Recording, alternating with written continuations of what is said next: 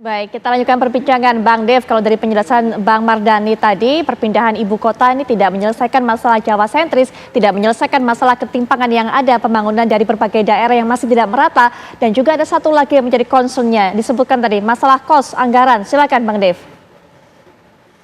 Ya gini, kalau masalah kos anggaran untuk di dalam pembangunan itu pasti selalu membutuhkan biaya. Dan juga dengan adanya investasi yang tinggi untuk pembangunan di IKN, ini kan tidak melibatkan hanya satu sektor, satu sisi. Misalnya untuk pembangunan banyak bahan-bahannya itu diambil dari Sulawesi ataupun dari daerah-daerah lain. Atau batu baranya juga ada yang menggunakan dari batu bara dari Kalimantan, ada juga dari Sumatera, dari Jambi ataupun Palembang. Nah, terus juga tenaga kerjanya juga melibatkan dari berbagai macam wilayah. Dan juga ini mendorong untuk perputaran ekonomi secara nasional.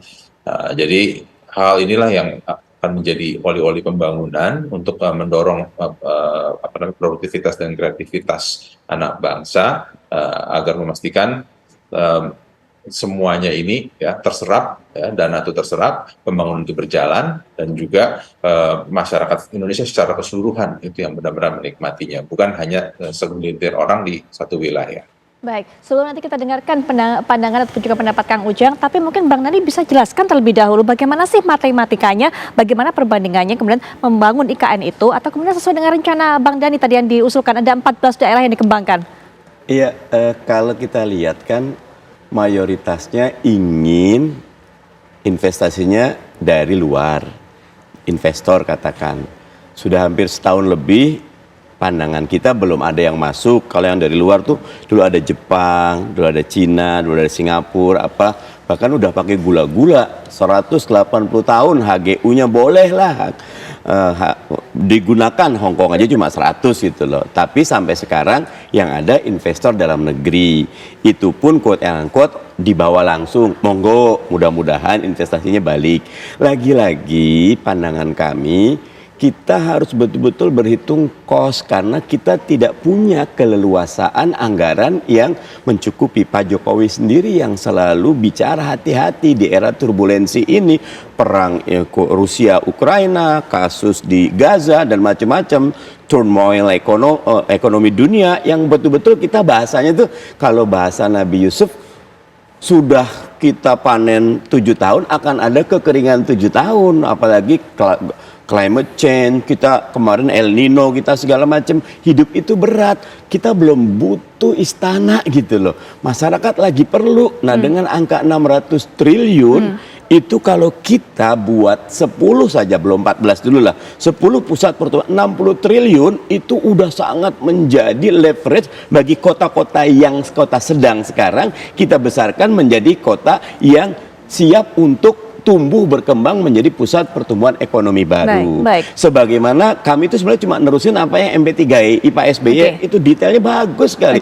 Koridor Sumatera koridor 1, Jawa koridor 2, Kalimantan koridor 3, Sulawesi koridor 4, Bali Nusra koridor 5, ini koridor 6. Itu ada titik-titik yang menjadi pusat. Orang nggak semua ke Jakarta, nggak harus ke IKN semua. Ini dengan low cost, dia cepat. Yang penting konektivitas dan aturannya diberikan kekhususan. Oke.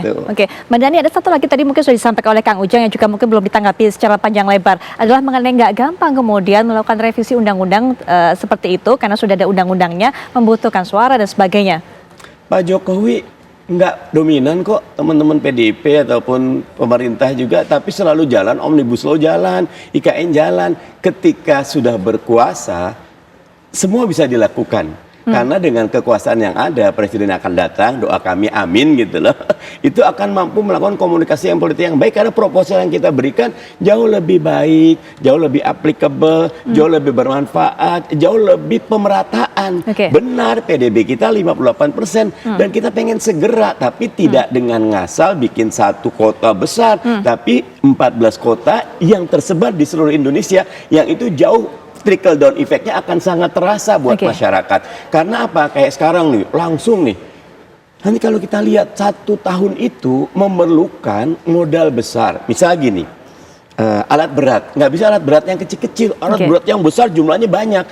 Ketika bidding, nggak ada yang pengusaha UMKM bisa, pengusaha besar juga yang ngambil karena waktunya pendek, kerjanya besar, volumenya, kualitasnya bagus. Ketika bidding nggak ada, ini nggak bisa yang gede. Akhirnya masuknya ke yang gede lagi, tidak ada trickle down effect-nya. Gitu. Nah, Kang Ujang langsung saja diberikan tanggapan tadi. Kalau kata Bang Mardhani, kalau masalah revisi undang-undang, asal pasangan Amin nanti yang berkuasa bukan masalah tentunya, Kang Ujang. Ya memang begini, kalau dalam konteks presidensial, ya presiden berkuasa, tapi komposisi parlemen itu menjadi penting. Kenapa misalkan omnibus law lolos gitu, revisi undang KPK juga lolos. Kan oposisinya waktu itu kan cuma dua, cuma Demokrat dengan PKS. Yang sekarang sudah campur aduk ke sana kemari kan begitu.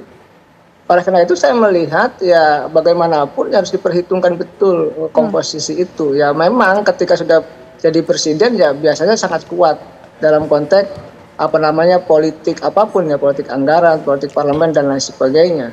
Tetapi kalau misalkan nanti, saya masih ingat kok 2014 itu ketika KMP itu berkuasa, waktu itu Pak Jokowi baru menang, itu undang-undang MD3 itu masih dikuasai Golkar. Masih pemilihan waktu itu. Masih ingat, artinya apa? KMP itu waktu itu masih kuat, masih menentukan undang-undang MD3. Artinya dalam konteks revisi undang-undang IKN juga ya perlu kekuatan parlemen yang kuat itu. Itu penting, harus diukur seperti itu. Nah, yang kedua yang harus kita sampaikan politik anggaran gitu ya. Ya, saya sepakat ya kalau anggaran itu ya sama besarnya dengan membangun demokrasi di Indonesia, sama dengan anggaran pemilu sangat besar itu.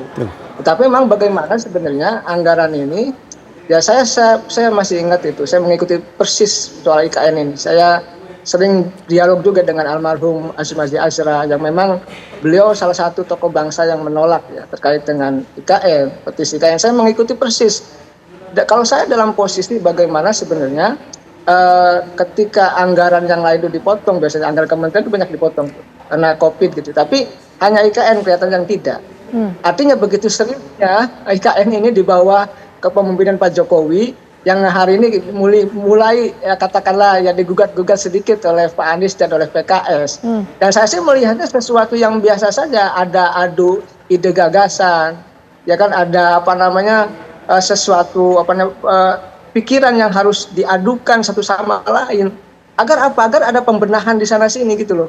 Ini sebenarnya sejatinya Pilpres ini tidak satu arah, tetapi ada isu yang kita perdebatkan, ada poin-poin yang harus kita sampaikan kepada publik, agar publik itu ya melihat Pilpres itu bukan sesuatu yang biasa, tetapi sesuatu yang luar biasa. Begitu itu penting, karena ada transfer gagasan, ada transfer ide, ada perdebatan-perdebatan yang memang mencerdaskan kehidupan bangsa, ini yang kita inginkan. Jadi perdebatan IKN ini harus dibuka seluas-luasnya, selebar-lebarnya agar membangun perdebatan publik agar publik juga ikut tercerahkan seperti itu.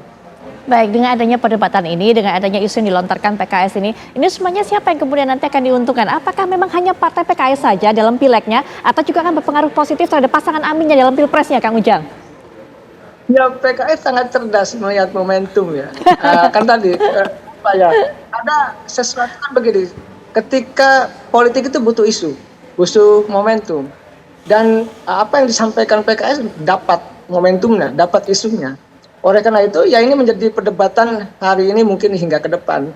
Dan saya melihat apa yang dilakukan oleh PKS ya itu adalah ide-ide yang menurut saya ya harus kita hargai, harus kita hormati sebagai bagian daripada tadi sama-sama ingin membangun bangsa juga ke depan.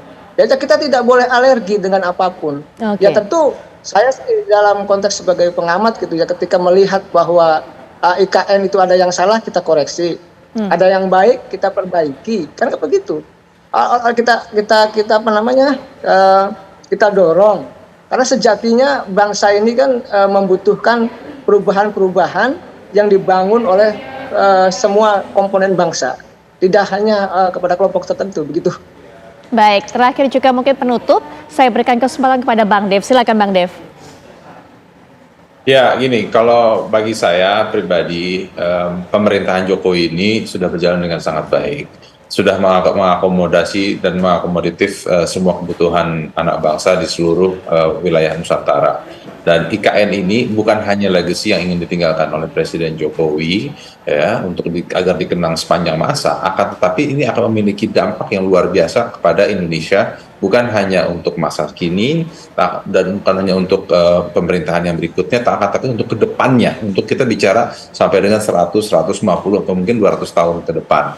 Kenapa? Karena dengan dibangunnya satu pusat inovasi baru yang menjawab segala macam kekhawatiran, menjawab segala macam permasalahan itu adanya di IKN, dan kita yakini bahwa ini akan bisa berdampak yang lebih sangat besar kepada bangsa Indonesia untuk masa depannya ke depannya. Baik, Bang Dev terima kasih, Kang Ujang juga terima kasih, Bang Mardhani juga terima kasih. Tapi yang pasti saya garis bawahi tadi apa yang disampaikan oleh Kang Ujang. Jadi jangan alergi untuk bisa terus melakukan perdebatan dengan berbagai macam tema, dengan berbagai macam ide, karena memang sesungguhnya Pilpres itu adalah ajang untuk tarung gagasan, perang ide, sehingga kemudian masyarakat bisa melihat, bisa mempertimbangkan mana kemudian pasangan capres-cawapres yang akan membawa kesejahteraan dan juga kebaikan bagi negeri. Termasuk juga soal IKN ini artinya juga merupakan perang ataupun juga adu gagasan mengenai keberlanjutan ataukah perubahan. Nah, kami akan terus kabarkan, Anda yang putuskan.